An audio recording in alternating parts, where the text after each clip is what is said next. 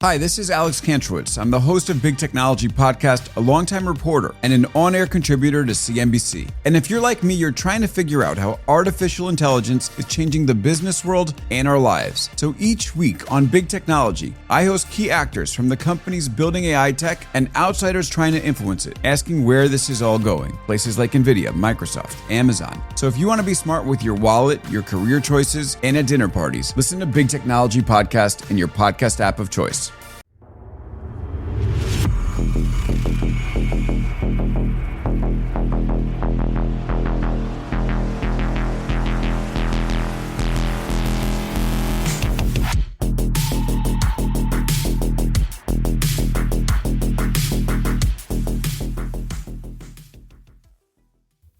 Welcome back to Gopher's Workshop. I'm your host, Aaron. And joining me, as always, as my fellow host, Kriasa.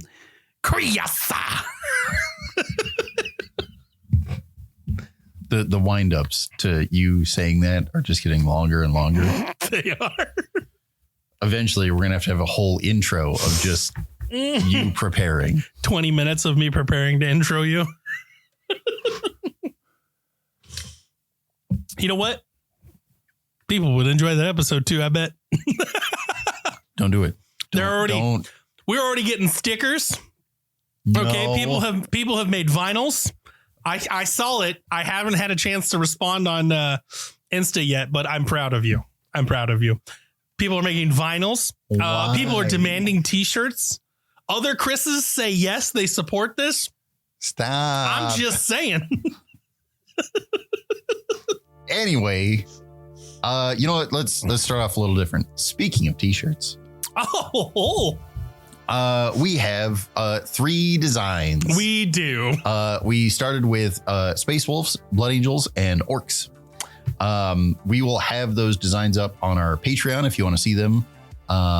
If you want to order them, send us a message to let us know your size, all that good stuff, address.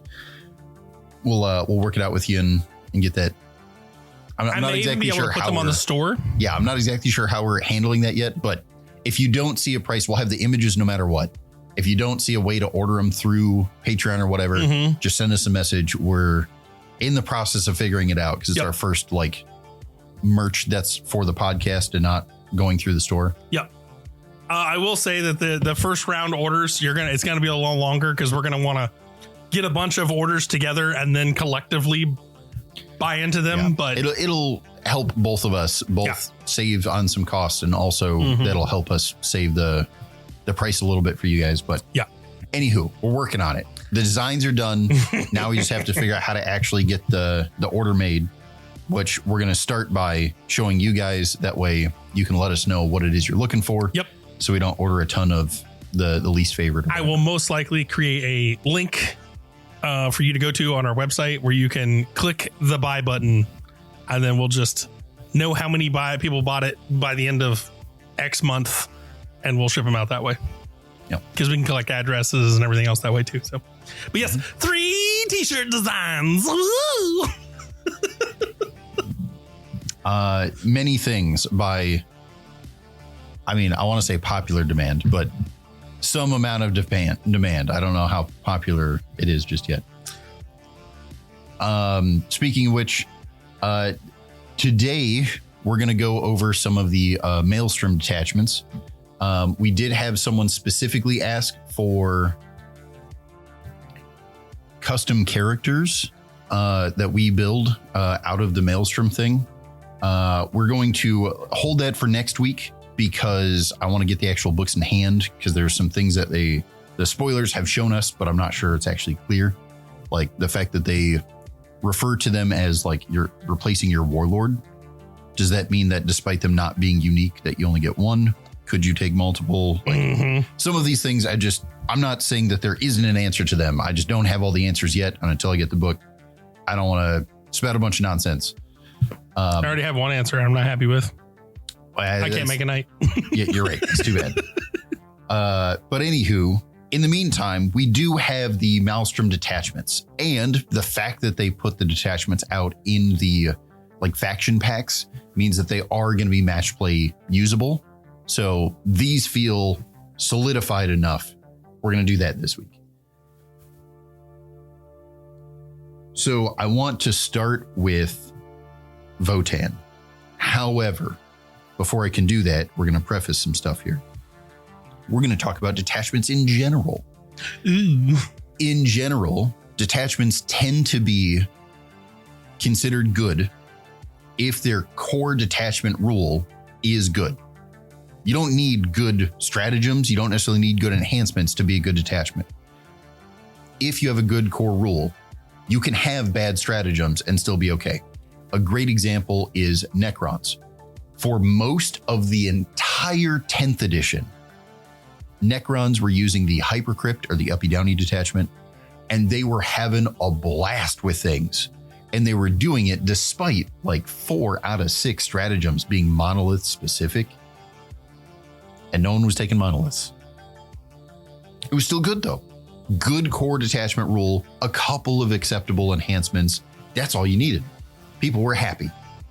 Okay, so with that in mind, there are other detachments that have bad detachment rules, but are still considered good because the enhancements and stratagems really prop them up, right? The core detachment rule for some of the Gene Stealer stuffs aren't that great, but they're still playable because the strats are good and the enhancements are good and you're happy with that. Obviously, the best detachments have at least some amount of both worlds, right? They have a good detachment rule, plus they have some decent enhancements, some solid stratagems. The Raven Guard detachment is a good example of like, not a crazy detachment rule, but still good, has some good enhancements, has some good stratagems. Now, because it has good in like all 3 sections, it's considered great. All right. So now that I prefaced all that, we're going to come back and evaluate these Maelstrom detachments, or at least some of them. Depends on how much time we have. Starting with Votann. Votann is an example of arguably a kind of mediocre to bad detachment rule, but I still think is a pretty decent detachment. The stratagems, as well as some of the enhancements, but mostly the stratagems, are really solid. They are propping this thing up like crazy. The core detachment rule basically says they have, if you don't know Votann, they start in hostile acquisition and they switch over to fortified takeover. These are fancy terminologies for, they start with reroll advance and charge rolls. Also another, I think it's bonus to hit.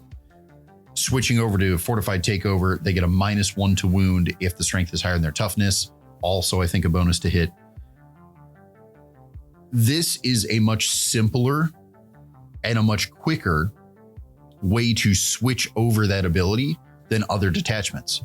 So if the answer is your game plan is, I want to be in fortified takeover as absolutely quickly as possible, this is the best way to do it.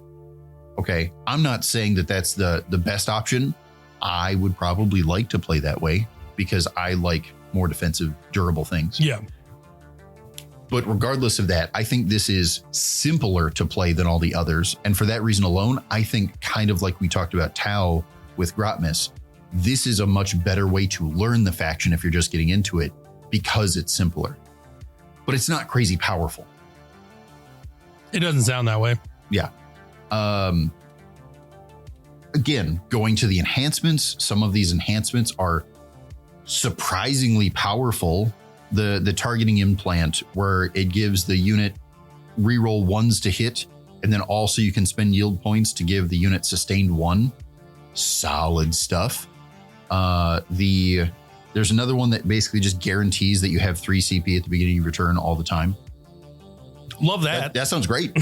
Spend to your little heart's content. The answer is you still have 3. Go. Like, again, there's really decent enhancements here. The stratagems, I think, are hilariously good. There's a strat to give infantry or mounted the whole unit precision. And this is both shooting or melee. So it kind of doesn't matter what you're playing. You could just say this unit has precision. I'm going to fix a character problem. Super good.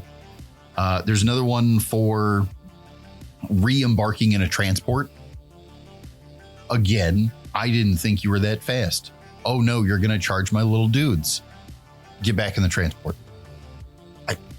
That's a surprisingly good enhancement because it's very forgiving. There's another good one here of Uppy Downy. Better yet, spend a couple of yield points and get double uppy downy in the same turn. Sounds pretty good. Again, super good, super forgiving. I mispositioned. I think I'm going to draw behind enemy lines and I'm not prepared for that.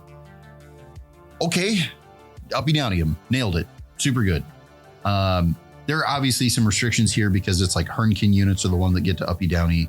The transport thing is obviously infantry only, so you can't put things inside a transport that couldn't actually belong there.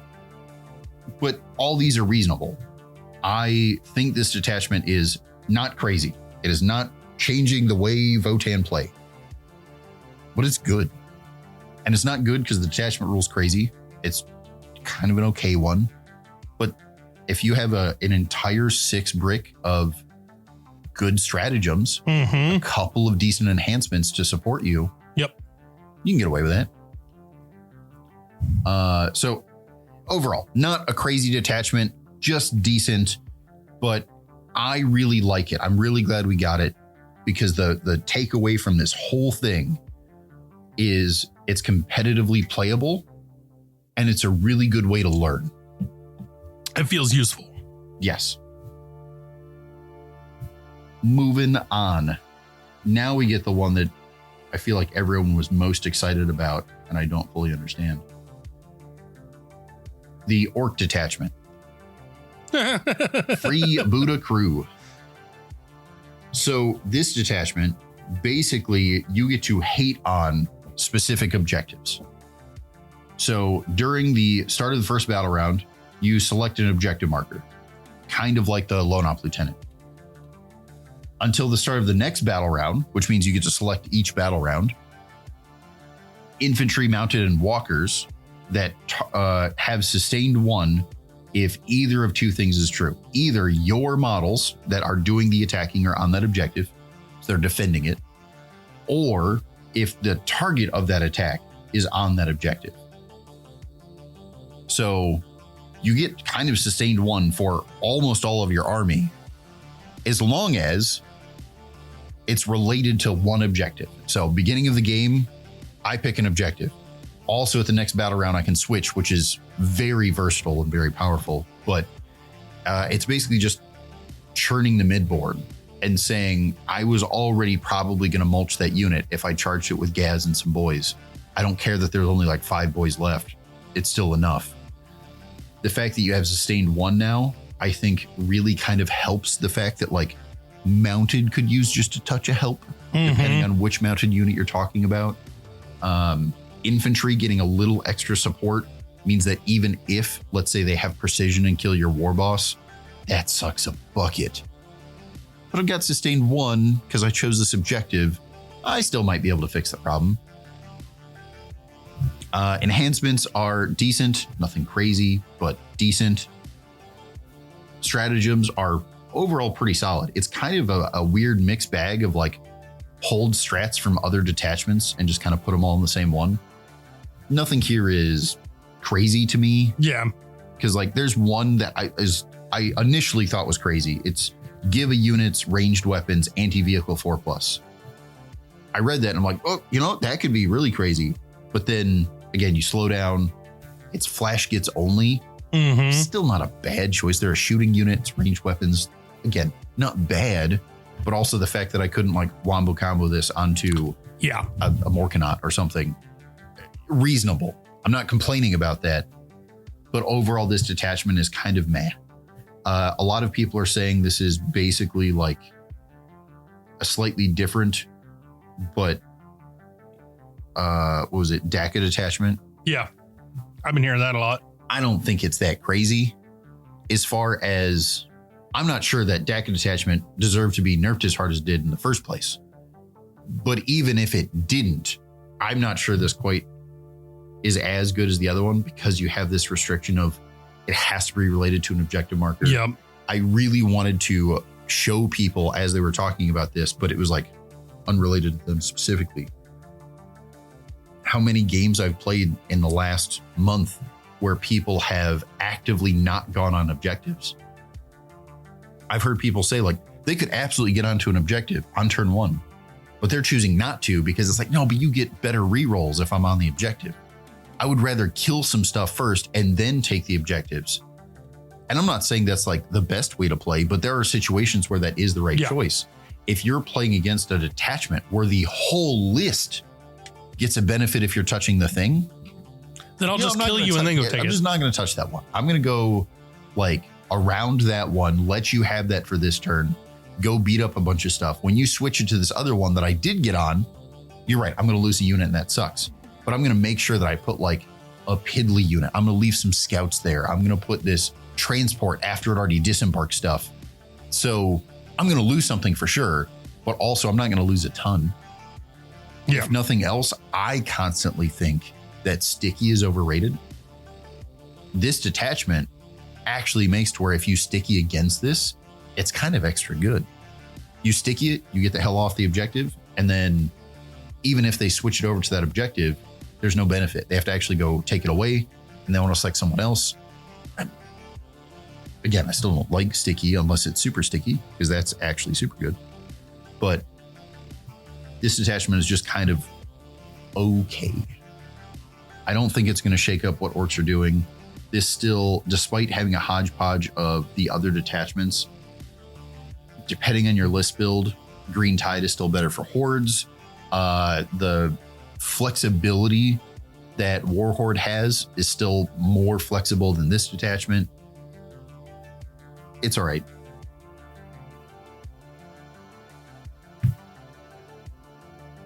Continuing down the road, we have 2 new detachments for Eldar. So the first one, Eldritch Raiders. This one, I'm going to say is probably the worst one of the bunch. I actually kind of hate it. I hate it. Eldari units from your army, so this is all Eldari, are able to declare a charge in a turn in which it advanced. Decent. In addition, each time I don't know how to pronounce that, but the new guys, Rangers or Shroud Runners, I don't know how to pronounce that. I don't know how to pronounce that. And Rathy. Anne Hathaway. All right, we're going Anne with Hathaways. Every time the Anne Hathaways. Yeah, that's, you know what? I'm sticking with it. Anyway, anytime one of those 3 units makes an advance, it can also re-roll the advance roll. Marginally better, but still kind of mostly irrelevant. The thing that's cool about both of these new detachments is the way the enhancements work. So the enhancements, we're seeing a new mechanic entirely. You are allowed to give an Anne Hathaway unit an enhancement. The whole unit, not a character that you have to attach. You can just take the transport and then give the transport ranged weapons, anti-monster vehicle 5+. Okay, first off, for no other reason than that's a new, unique mechanic that we've never had before, I'm on board. This sounds cool. This first detachment, re-rolling advance, or being able to advance and charge for Eldar specifically seems mostly unimpressive. The fact that it's non-restrictive is why it's still acceptable, because it's not like, oh, well, it's only to infantry. No, you could still do this with the vehicles or the monsters. The fact that I have a Wraith Knight with the sword and board and give it advance and charge. Okay, that's pretty good. But overall, it's kind of unimpressive. Looking at the enhancements, I don't actually think it's all that great, because the enhancements, 3 out of 4 are to Anne Hathaway units only. I'm sticking with it. I told Anne Hathaways. And Rathy. Just angry Anne Hathaway.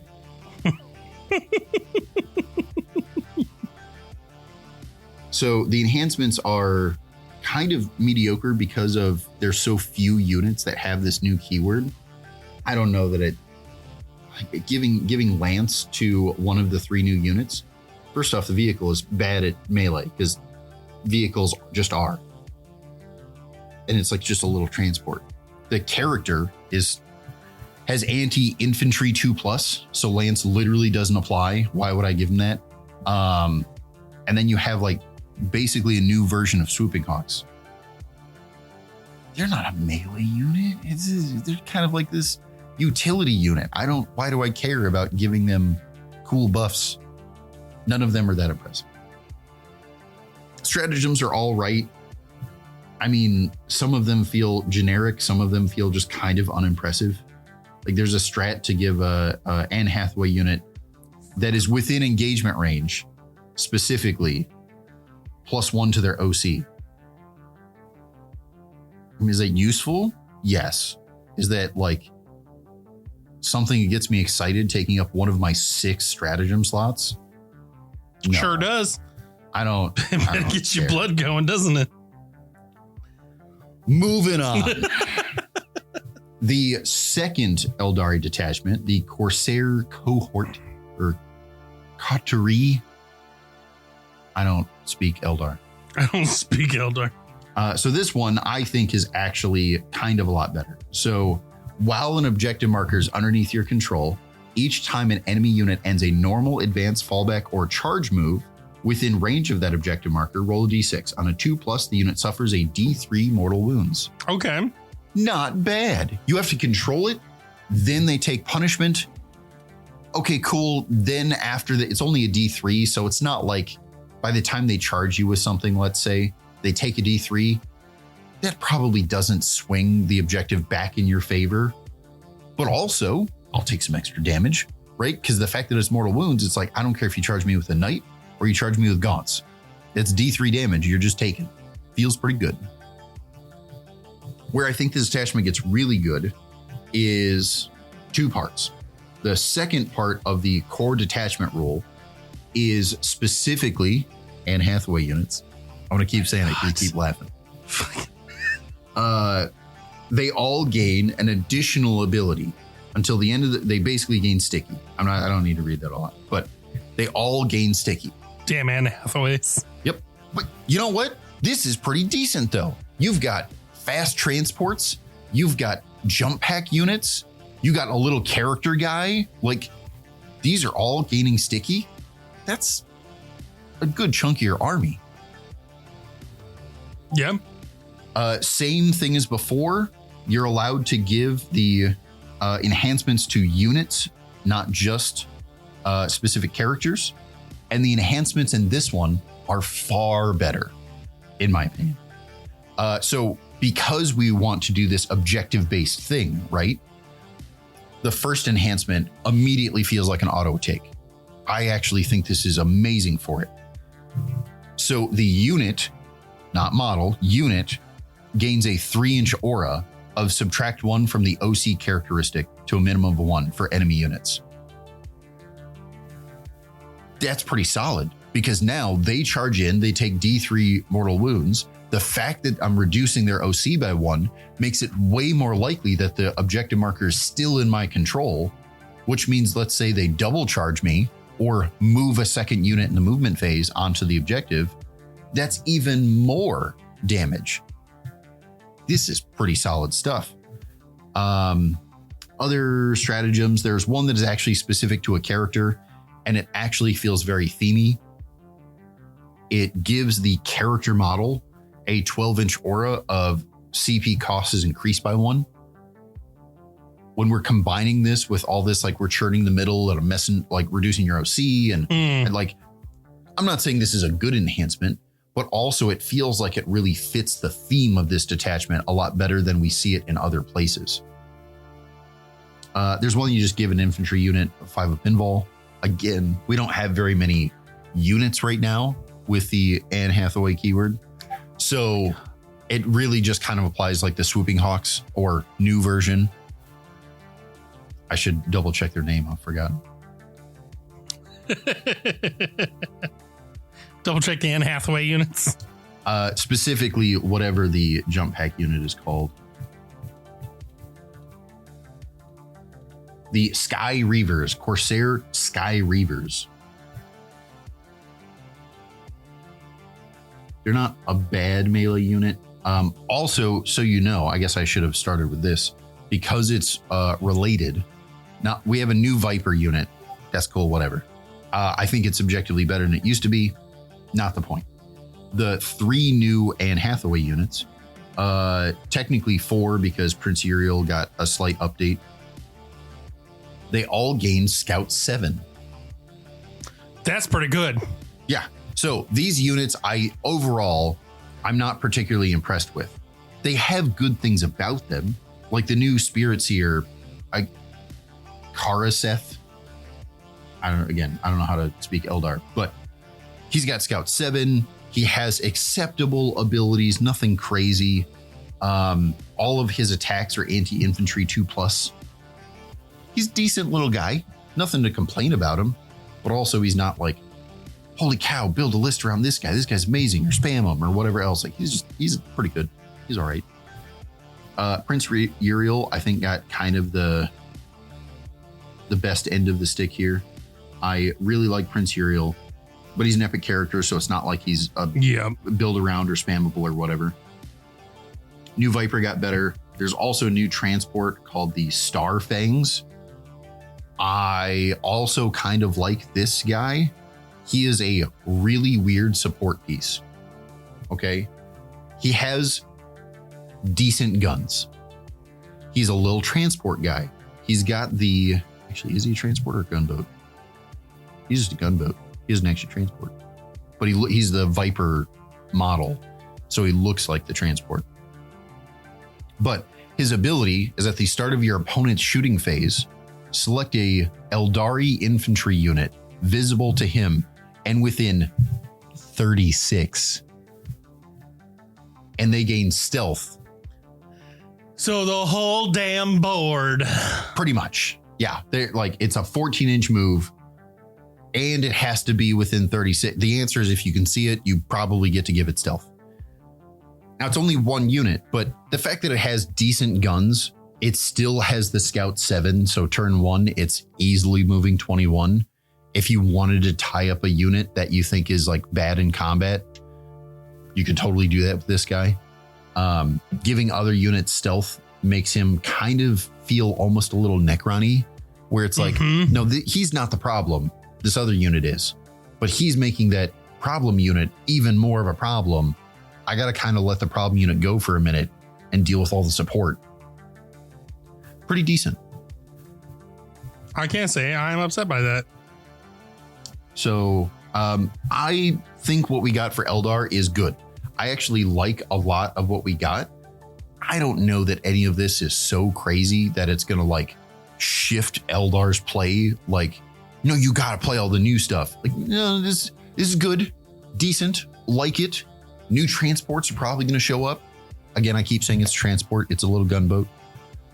But other than that, I think it's just good. It's not crazy. Moving down the road. So now we have the long-awaited Chaos Space Marine detachments. The first one is Huron's Marauders. This one is kind of weird. I'm not saying I like it. It's just kind of weird. In the command phase, select one of the following abilities.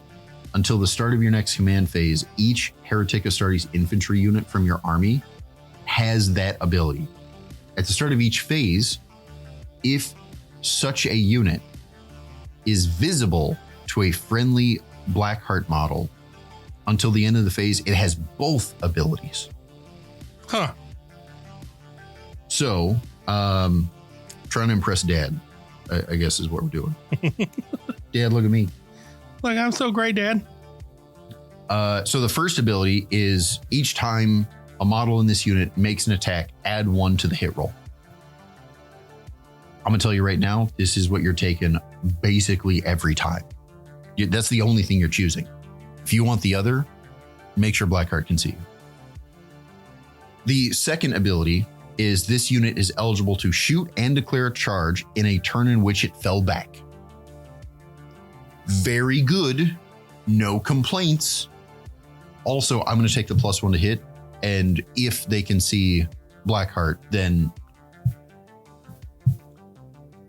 Well, okay, you can even like 90% of the time you can set yourself up to be able to get that because it's specifically triggers when you fall back, right? Oh, and that's a great question.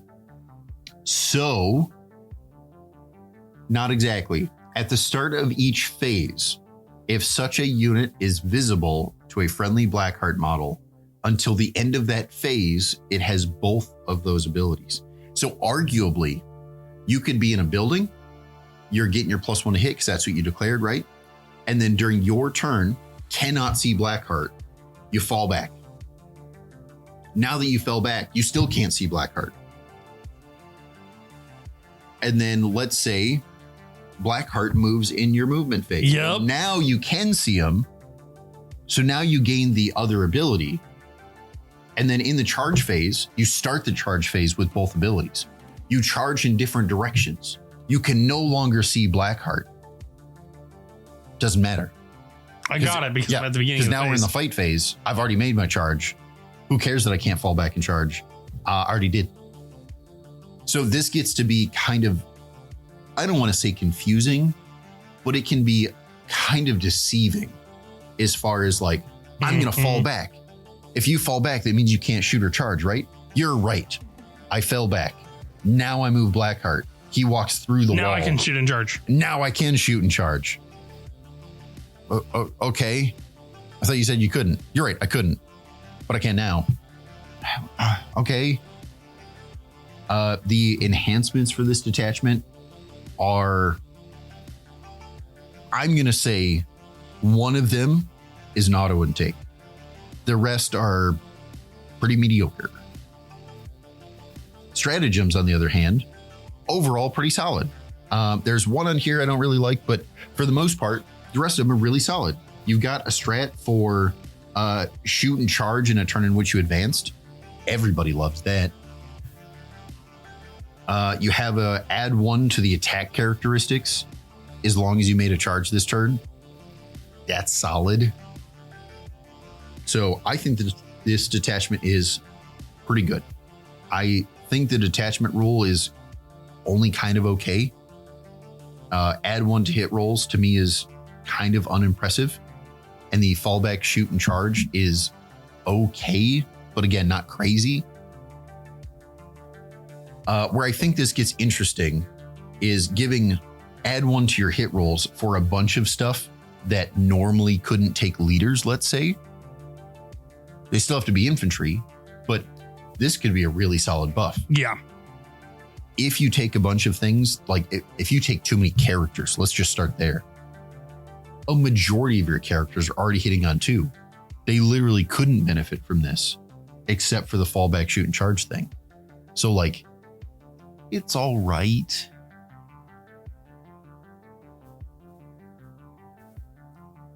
There's a second Chaos Space Marine detachment, the Renegade Warband. Ooh. This one is extra funny. I have a hot take on this one. This is actually the Alpha Legion detachment. Okay. Okay. So, and I'm saying lore wise, or at least what I want the lore to be. Detachment rule. Heretic Astartes models lose the Dark Pact ability. Instead, range weapons equipped by Heretic Astartes models have the Assault ability. Interesting. Okay. Second detachment ability is called Vendetta. At the start of your command phase, select one of your opponent's one unit from your opponent's army. Until the end of the command phase, each time that you target the Vendetta by Heretic Astartes models, excluding Damned, so not the Guardsmen guys, you get to re-roll the hit roll.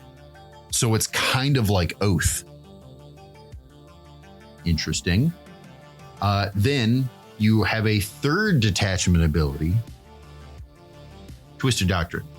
In the movement phase, each time you set up or select one Heretic Astartes units, excluding Battle Shock units, from your army to move. So either disembarking, deep striking, or selecting to move. you can choose to default to Doctrine. If you do, you must first take a Battle Shock test, then select one of the following, which in theory means, because you're taking a Battle Shock test, not a leadership test, if you fail this, you become Battle Shocked and don't get to do the thing. But the two things you get to choose from are you're able to shoot or declare a charge in a turn in which you fell back. There's a theme. Or you are eligible to declare a charge only in a turn in which you advanced. This seems very versatile. It seems very powerful. The fact that, like, if I lose Blackheart, I don't get to fall back and charge or fall back and shoot in the other detachment. This one, I just get it. Yeah. As long as I don't fail my leadership, I just get it. There's no, they killed my character and now it's gone. Also, almost any time you see a detachment with 3 separate abilities, that's enough stuff. It's probably decent. So I'm going to say this is the Alpha Legion detachment because so much of this seems like Chaos Space Marines doing the Loyalist thing. You literally have Oath of the Moment. You're gaining Assault instead of doing Dark Pacts because Dark Pacts are chaosy and gross.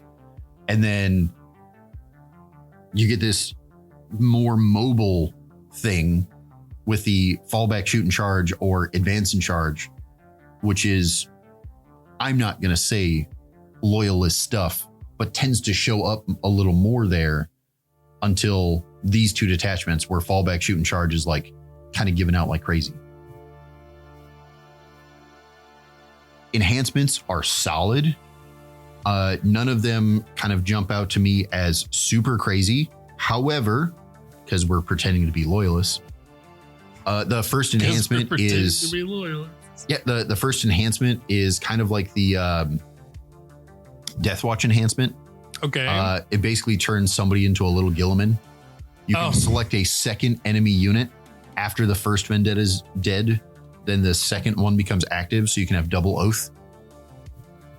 That one's a little crazy. Again, this you're making arguments, and I have no arguments to respond to it. I really like the enhancement of add 1 to the advance and charge rolls. That is right up my alley. Stratagems are a little, I'm not going to say mediocre. They're a little sporadic. Some of them seem impressive. Some of them seem less impressive. But again, we're pretending to be loyalist. So obviously we have the, a bunch of strats that we've seen loyalists have before. So there's a strat for giving sticky. There's a strat for gaining lethal or sustained. There's a strat for improve the AP of ranged attack by 1. It just kind of sounds like a melting pot of allied. Yeah. Again, it's not that it's like screaming, I'm being a loyalist, but everything seems to be kind of shifting to where, like, where have I seen that before? Oh, the loyalists do it. This seems very much like what Alpha Legion detachment should have been. Like, I get the whole infiltrating like trope, right? Because they're spies and they infiltrate. I get it. But also this seems very, no, I'm a heretic. And then he turns around to his buddy and he's like, I crossed my fingers. Not really. Pretty good. When it comes to new units, we obviously got Blackheart. Blackheart, pretty solid. We got the Masters of the Maelstrom, which are kind of like the Titus and Wardens. These are okay. They seem, I'm going to say mediocre.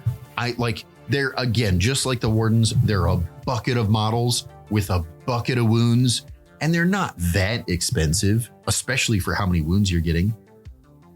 I would argue the fact that you're getting more Marines this time than non-Marines makes their like damage output a little more impressive. But again, their abilities are not actually all that crazy because the main thing you're getting is a bucket of dudes for cheap with a extra number of wounds. Like you've got three different models with 4 wounds apiece. You're effectively attaching 3 additional captains kind of just because you said so. Oh, and then also 2 more Humies, but the Humies still have 3 wounds apiece. So it's still like 5 characters being attached to a unit. Yeah. That's a lot of wounds. That's like, again, not a crazy amount of damage output, but a very acceptable amount. We also got a couple of Red Corsairs units. I know we kind of talked about these in a previous episode. I'll just touch on them again. There's nothing particularly impressive about them. They're just decent. One of them is basically Legionaries with Infiltrate. And then after they kill an enemy unit, they add one to their OC, bringing them up to OC 3. That's fine. Being kind of regular Legionaries, I feel like they're going to be more sacrificial because they're going to infiltrate. They're going to die. Yep. That's fine. Getting the extra OC could make them kind of impressive. The problem is they have to destroy it. And they're just Legionaries with kind of less support as far as characters and stuff like that. So I don't know, like the unit that takes Huron, they're going to get it. And that's going to be pretty impressive. But also, if you take just like a 5-man by themselves and try to do the thing, they're probably never actually getting it. It's fine. No. We also got a Reaver Captain, which is basically just a Chaos Lord, but for Reavers. He's got Infiltrate, so you can infiltrate with some real support. His abilities are okay. Again, nothing actually all that impressive. As far as his damage output, he's basically just regular Chaos Lord, which is to say pretty good, but nothing to write home about. Yeah, it's just kind of all right. I got excited when I saw this. Now, as seems to be natural for Chaos, all of the new Chaos models look dope. Okay, these Reaver guys, I actually wish this was just the new Legionaries kit, because these look hilariously better. I love the way these guys look. They got their own data sheet. I'm not mad about it. Having a sweet power armor infiltrating unit seems decent. But at what point am I playing Red Corsairs units in the I'm not actually a heretic detachment, and then I just paint literally everything up as if it was Alpha Legion? Like, I'm just saying, that's what I see. I'm not a heretic. There's a lot of Alpha Legion players out there still that are looking for their own models. And it's really funny to me because Alpha Legion players are like even divided amongst themselves, which is on brand. But like, so I've talked to some Alpha Legion players that like I've brought up the like, you know, if there was ever a Chaos Legion that was going to come back to being loyalist, it's definitely going to be Alpha Legion. And some of them are like, that'd be a sweet story. And that sounds cool. And yeah, I wonder if that would actually happen. And you get the others that are like, but I'm a Chaos player. No, we're not doing that. No. And they just like, no, they don't even have like a good reason, or like they don't acknowledge how cool it would be. They're just like, no, absolutely not. I play Chaos. I love Chaos. Yeah. And I was just like, oh, come on. You know, you want to just come back to the good side. We're over here. Come back. Oh my God. This is a big information drop today. Yes. And to be fair, I kind of hurried through some of this. So I somewhat apologize that I'm like throwing stuff at you and I'm kind of skipping over a bunch of strats and enhancements and stuff like that. With Maelstrom coming out, honestly, it feels like GW is hurrying through this. Yeah. We had 500 Worlds kind of almost on its heels directly. We're getting was like the beginning stuff. Of 11th edition Maelstrom like intro, right? Well, so I won't even say 11th edition, but yeah, the idea was the storyline, the narrative crusade part. 500 Worlds, play 500 Worlds, then the next chapter is Maelstrom. 500 Worlds was released for like a whole week before pre-orders went up for Maelstrom, or before they announced pre-orders, I guess. So it's technically like 2 weeks. But also, like, who the hell got through a 500 Worlds campaign in 2 weeks? even if you include the pre-order window time, which who wants to buy another campaign book after I haven't even finished reading the first one? But like, why are we so rushed? The obvious answer is they're trying to get all of this out before 11th edition, and they have a hard deadline for 11th is coming out at X. So like, I get why they're doing it, but also I really wish they wouldn't have. I would have much rather like put 500 Worlds out a month earlier, put it in the middle of December. Yeah, I would say put it out in December, let it sit and sizzle for a bit, and then like end of January, beginning of February, release Maelstrom. I won't even say like I'm a big narrative player. Obviously, I love the competitive scene, and I like it's just that idea of finding the tricks and learning the skills, and that's what I prefer. I will still play narrative because there are totally parts of that are fun. Having like a beer and not caring about who wins, and that's a great time. But even as like a narrative player, every narrative player I've talked to is like, they were very excited for 500 Worlds. There's like one of our narrative players that's excited about Maelstrom. Everybody's talking about custom characters and new detachments. Yep. But basically, no, they're like, what resources do you have for not the Maelstrom campaign?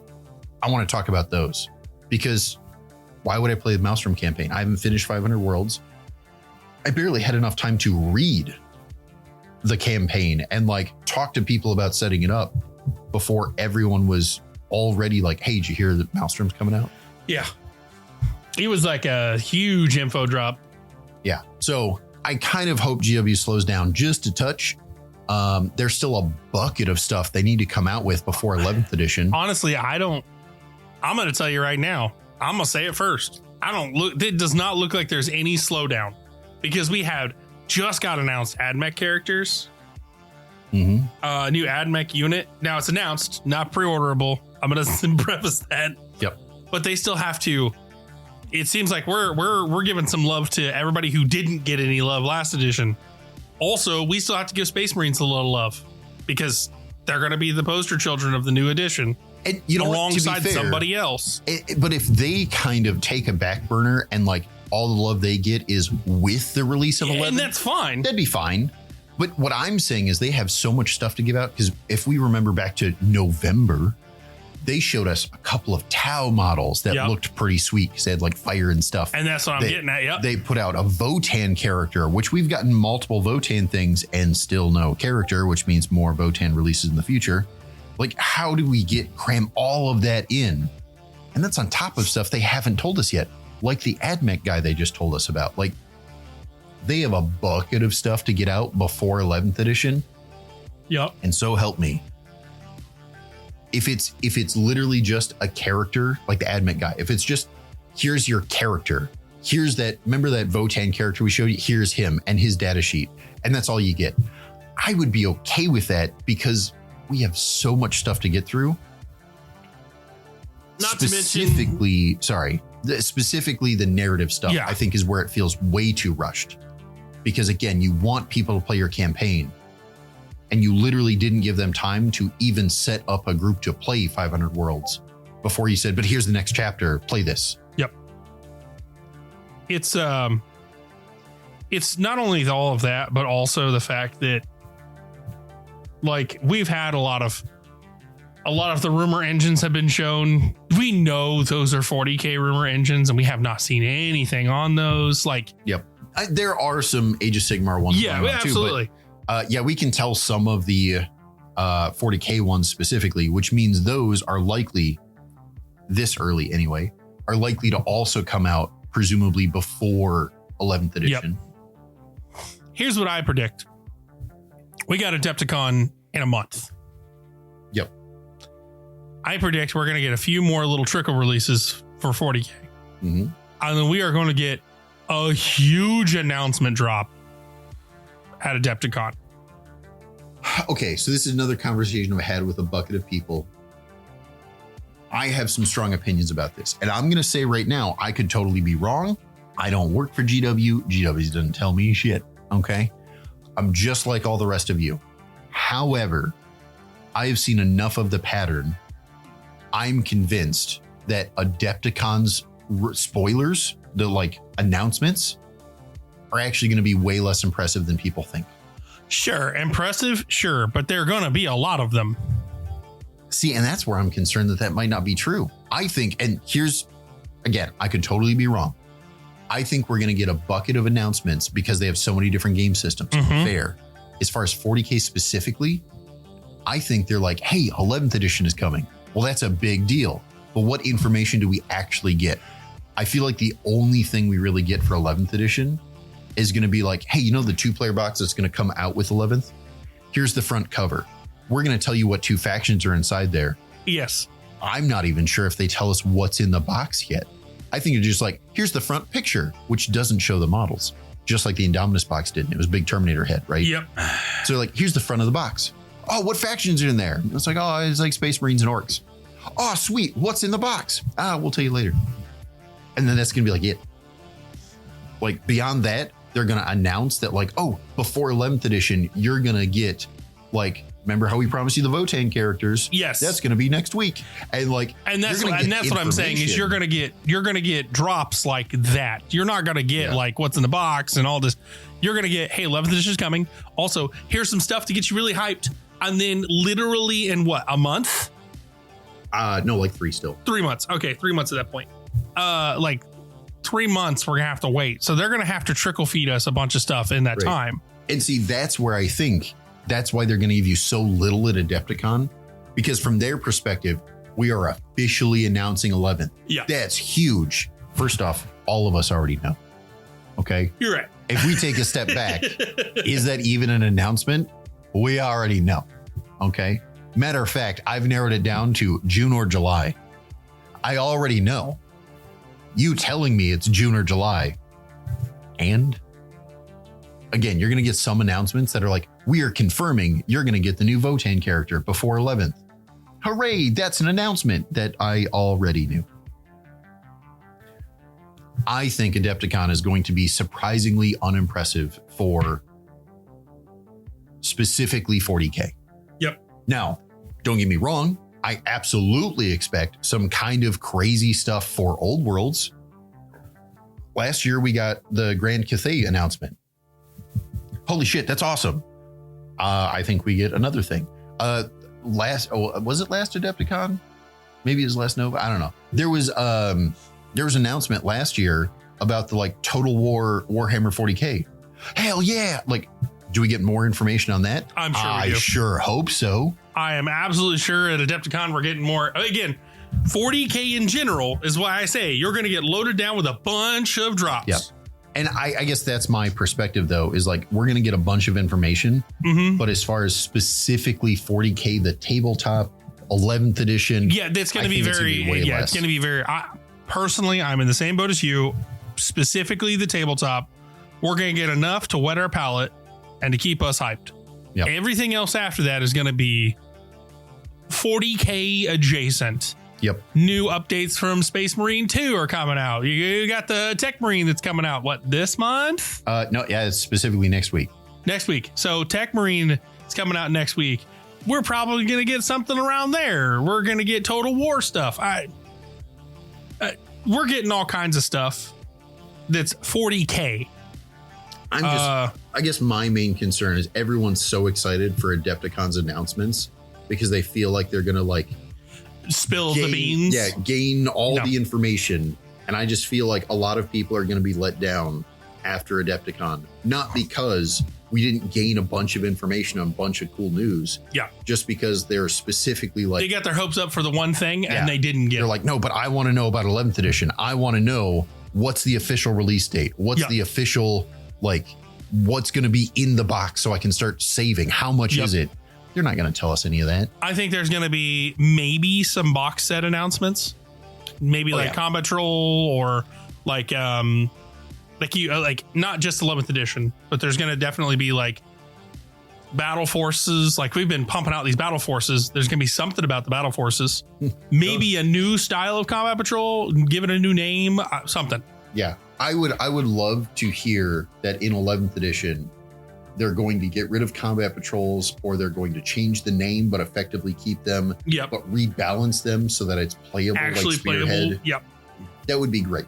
Combat Patrol is unplayable at the moment, as far as I'm concerned. Yeah. It would be nice if they fixed that. At any rate, I got nothing else for this episode. Do you, Chris?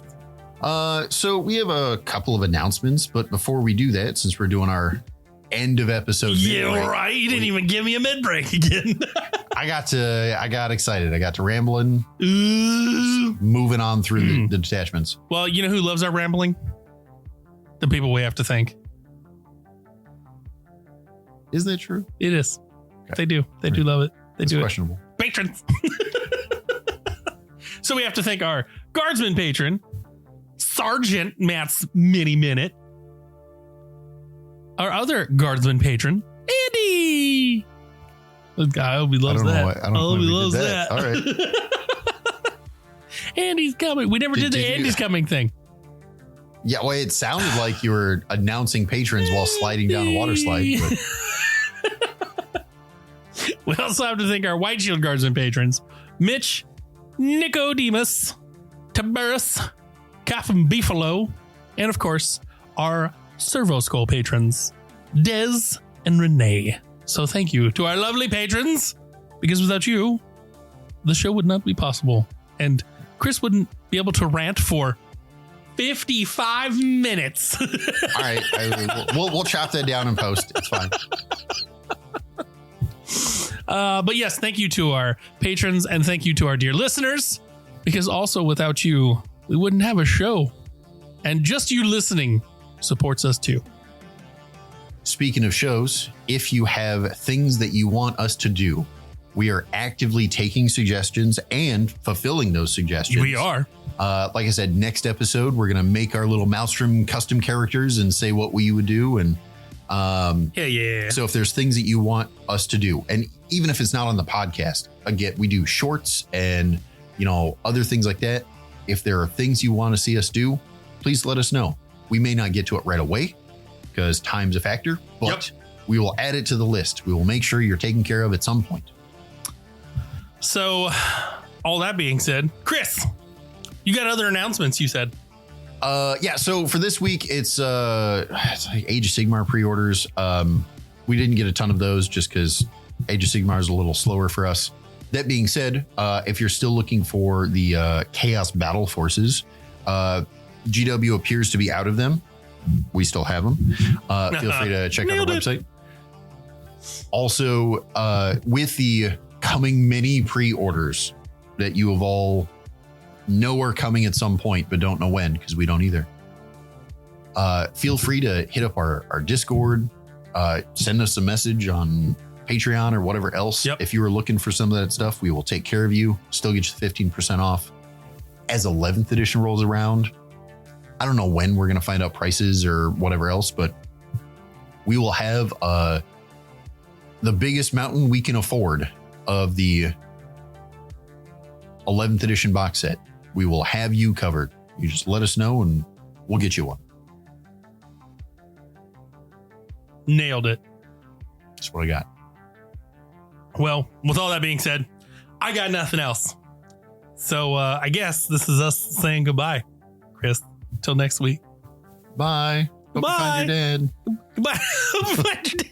My dad's gone. All right. Well, thank you all for listening. Tune in next week.